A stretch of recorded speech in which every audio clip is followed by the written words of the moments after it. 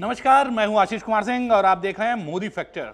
Modi factor में हम प्रधानमंत्री मोदी से जुड़ी हुई खबरों का गहन विश्लेषण करते हैं। लेकिन चूंकि चुनावी दौर है, इस वजह से मोदी फैक्टर में हम अब सीटों का भी गहन विश्लेषण कर रहे हैं। इसी एनालिसिस के दौर में आज हम बात करेंगे फिरोजाबाद लोकसभा सीट की। फिरोजाबाद को सुहाग नगरी और चूड़ी नगरी के नाम से भी जाना जाता है। फिरोजाबाद की बनी हुई चूड़ियों की खनक पूरी दुनिया में सुनाई देती है।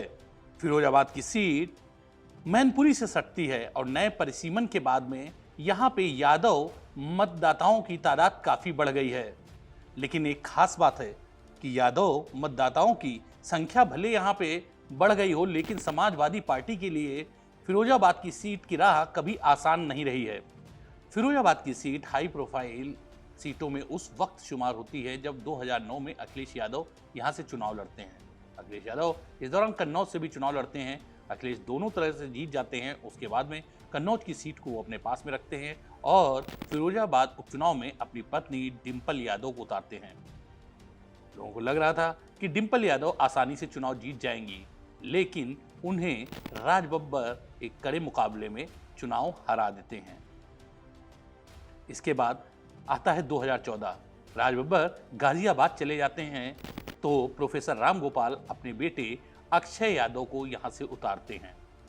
मोदी लहर होती है, लेकिन उसके बावजूद 2014 में एसपी सिंह बघेल को हराकर अक्षय यादव पहली बार लोकसभा सीट जीत जाते हैं। 2019 का लोकसभा चुनाव आता है। बड़ा ही दिलचस्प चुनाव होता है। मोदी की लहर एक बार फिर बरकरार होती है, लेकिन इस दौरान होता क्या है कि पारिवारिक लड़ाई जो यादव परिवार में थी वो चरम पर होती है। अखिलेश, शिवपाल और रामगोपाल दो खेमों में बटे हुए होते हैं। अक्षय यहां से नामांकन भरते हैं। शिवपाल यादव भी फिरोजाबाद से ही लड़ जाते हैं। नतीजा ये होता है कि शिवपाल यादव को यहां से लगभग 1 लाख वोट मिलते हैं और अक्षय यादव 28,000 वोटों से चंद्रमोहन जादौन, जो कि बीजेपी के कैंडिडेट होते हैं, उनसे हार जाते हैं। बहरहाल बात करते हैं इस बार कौन कौन मैदान में है। तो देखिए, आपको बता दें, अक्षय यादव इस बार एक बार फिर फिरोजाबाद से चुनावी मैदान में ताल ठोक रहे हैं। अक्षय के लिए इस बार स्थितियां काफी फायदेमंद लग रही हैं, क्योंकि देखिए, पारिवारिक झगड़ा खत्म हो चुका है। चाचा शिवपाल का भी उन्हें आशीर्वाद मिल गया है। अक्षय के पिता प्रोफेसर राम गोपाल फिरोजाबाद में ही डेरा डाले हुए हैं।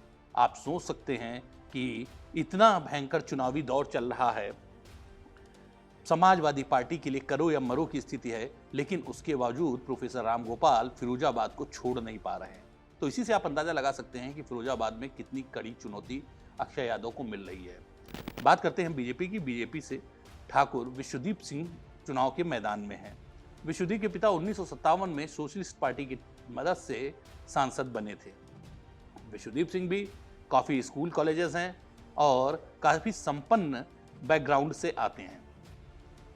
वहीं पर अगर हम बहुजन समाजवादी पार्टी की बात करें तो पहले उसने सत्येंद्र जैन सोली को उतारा होता है, लेकिन बाद में उनका टिकट काट देता है और चौधरी बशीर को मैदान में उतार दिया जाता है। और ये उम्मीद की जाती है कि समाजवादी पार्टी के जो मुस्लिम मतदाता हैं उनमें सेंधमारी चौधरी बशीर करेंगे और दलित मुस्लिम गठजोड़ के जरिए यहाँ से वो बहुजन समाजवादी पार्टी को जीत दिला देंगे। बहरहाल एक बात तो है कि फिरोजाबाद में मुस्लिम मतदाता चुनावी हार जीत में महत्वपूर्ण भूमिका अदा करता है।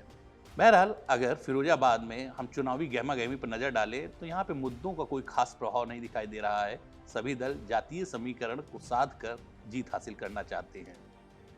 आइए एक जातीय समीकरणों पर भी नजर डाल लेते हैं। फिरोजाबाद में जो नया परिसीमन हुआ है उसके बाद में लगभग 4 लाख यादव मतदाता हैं। इसके अलावा यहाँ पे 2-2 लाख दलित और मुस्लिम मतदाता हैं। वैश्य, लोध, कश्यप, निषाद, अगर इनको सबको मिला लें तो 3 लाख मतदाता हैं।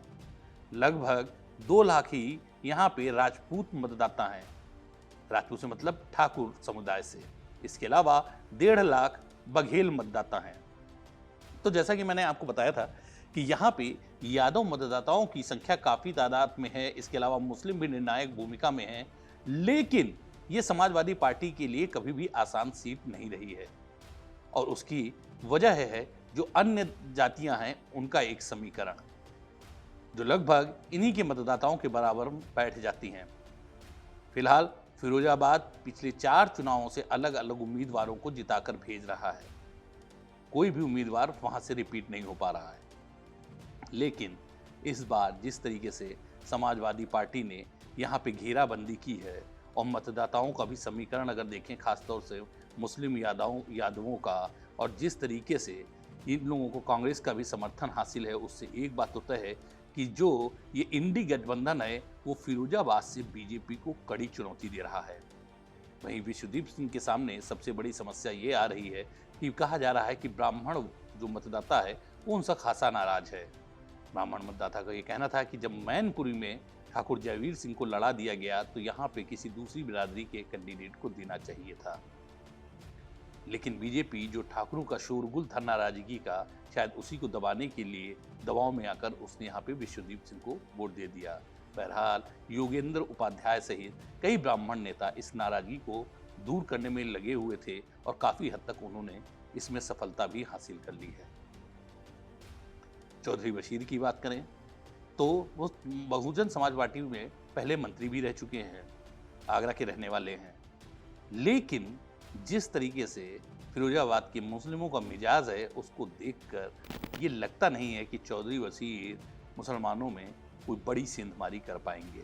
बहरहाल फिरोजाबाद में बीजेपी के पक्ष में एक सबसे बड़ी बात यह है कि फिरोजाबाद जो एक है वो व्यापारिक शहर के तौर पर है। यहाँ घर घर चूड़ी उद्योग या कहें कांच के उद्योग से जुड़े हुए कुटीर उद्योग लगे हुए हैं, इसलिए यहाँ पे लॉ एंड ऑर्डर जो लोगों के लिए है वो बहुत ही एक अहम स्थान रखती है।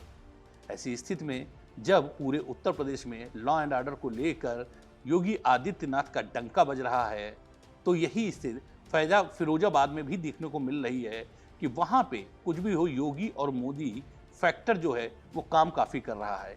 तो योगी और मोदी का जो ये फैक्टर है वही बीजेपी के संभावनाओं को जिंदा रखे हुए है। हालांकि समाजवादी पार्टी मजबूती से लड़ रही है, लेकिन जिस तरीके से लॉ एंड ऑर्डर की बात आती है तो फिरोजाबाद के लोग, या यूं कहें कि फिरोजाबाद में जो भारी तादाद में लोग व्यापार से जुड़े हुए हैं, वो इस बात पर सोचने पर विवश हो जाते हैं कि समाजवादी पार्टी अगर आती है तो स्थितियां काफ़ी बदल जाएंगी। तो आप ये मान कर चलिए मुकाबला कड़ा है, लेकिन बीजेपी अगर एक बार फिर 2019 की तरीके से यहाँ से सीट निकाल लेती है तो इसमें कोई बहुत बड़ा आश्चर्य नहीं होना चाहिए।